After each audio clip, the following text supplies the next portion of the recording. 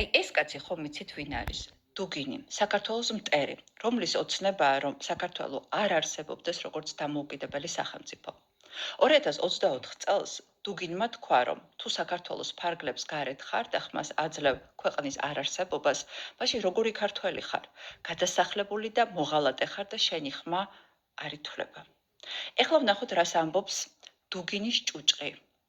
ადამიანი, რომელიც 15-20 წელია წასულია, რომელსაც ყველანაირი კავშირი გარდა ახლობლებთან ურთიერთობისა დაკარგული აქვს საქართველოს მიმდინარე მოვლენებზე, სწორიც არის, რომ არ იღებდეს მონაწილეობას.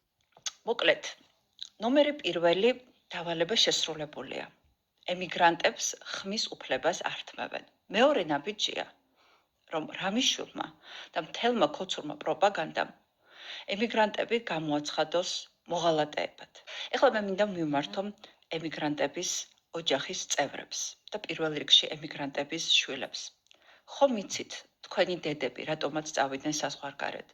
რატო შრომობენ ამდენს? რატომ არ ძინავთ ღამეები? რატომ დათმეს თავისი პირადი ცხოვრება?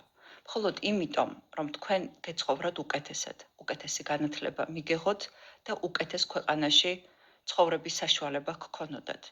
თქვენი დედებიც გადმორიცხული ფული ამ ქვეყნის ეკონომიკას ასულთმულებს.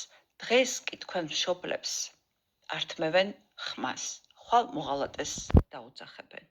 და თუ მოღალატეები არიან, რატომ არ უნდა ჩამოართვან საქართველოს მოქალაქეობა? სწორედ ასე ნაბიჯ ქართული ოცნება ახორციელებს დუგინის იდეოლოგიურ გეგმას. ეს ის კაცია, იმასაც გაგახსენებთ, რომელმაც თქვა, რომ 2008 წელს თბილისში ტანკებით რომ შევსულიყავით, ისეთ იდეალურ შედეგს ვერ მივიღებდით, როგორი შედეგიც მივიღეთ ქართული ოცნების მმართველობის პირობებშიო. Наша победа будет полной оккупацией Грузии и установление там свободного демократического порядка. Вот что такое наша победа. Танки над Тбилиси. Единственная формула нашей победы.